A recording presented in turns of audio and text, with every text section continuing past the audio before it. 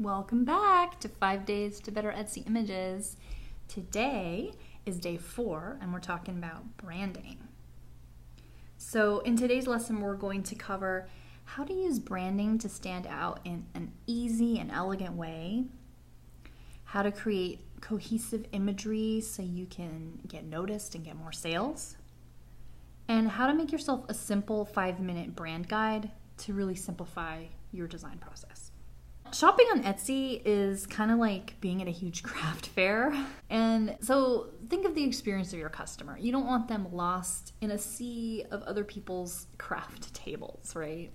You don't want them just wandering from place to place. You want to stand out.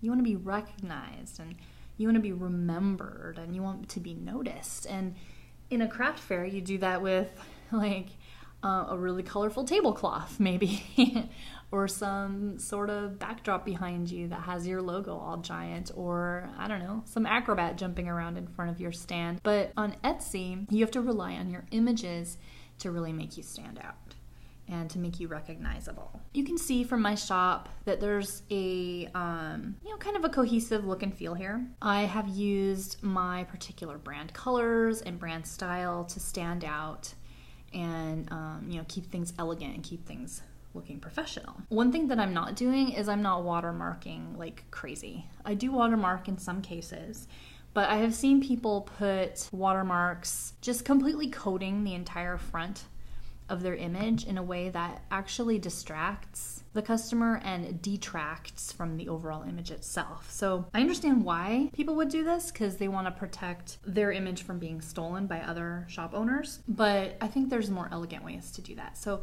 for example, looking at this stainless steel tumbler mock-up that I sell, I could be worried that someone else is going to create a mock-up of a stainless steel tumbler and use my image, right? But so there's some things that I've done creatively to avoid that, but still maintained the pretty look and feel of my shop. So one thing is by putting this text here where it says tumbler mockup on the front of the tumbler means that someone can't very easily, unless they have some graphic design skills, hide that and figure out how to eliminate that so that this is a blank image and they could use it as a mock-up, right? And also by stacking a bunch of things behind it all together, that also means it's a little harder for someone to like be able to cut this out and use it for themselves, without paying for it. I've gone that direction rather than coating my entire image with like my logo stretched across the top of it, where it's just hard to read and it just doesn't look professional or nice. And that keeps my overall front of my shop, my storefront basically, looking clean and pretty all the time. So for the cohesive imagery, how do you create cohesive imagery so that you can get noticed and get more sales? Well, that's mostly a matter of being consistent with colors and fonts that you use and maybe the layouts of things. You can see if you look through my shop, there's some repetitive things that I'm doing. Like I have a certain color of pink that I use for my logo, and I'm using that on the text here. I have a certain font that I use pretty much every time.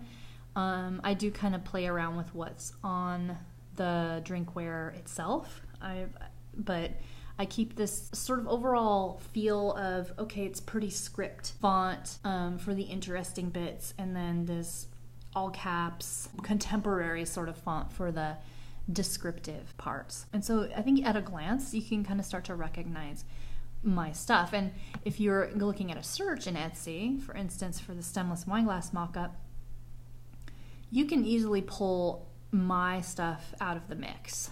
Be like, oh, that's Sarah. I recognize her style. And if you trust me and you've bought from me before, then this is the one you're going to navigate to over other people's. So then the third thing that I was talking about was how to make yourself a simple 5-minute brand guide. So I just wanted to show you really quickly what I do. I have a Google Drive folder where I keep all of my branding and website stuff. And so I have like various versions of my logo that I keep in the logos folder. I have the original in there. I have notes in there about what fonts I use to create my logo, what colors are in my brand, fonts that I choose to use like in my listing images.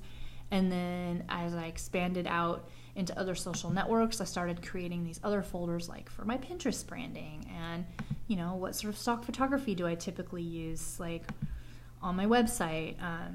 Because if you go to my blog, you can see like I have this image of the person with the hands on the keyboard, and that's the kind of thing that I would keep in my folder here.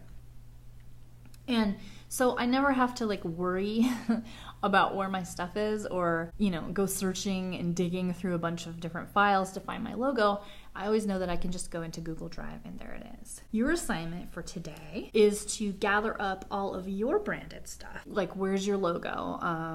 What colors do you use? What fonts do you use? And just save those to a folder somewhere. If you use Google Drive, then awesome. That's a great place to put it. But it could even be something that you keep your logo in a folder on your desktop and you just have a sticky note with the color that you use for your main brand color and maybe some extra colors that you use in your brand and what fonts you tend to use, and just like stick that to the monitor of your desktop computer or jot it down in the notes on your phone.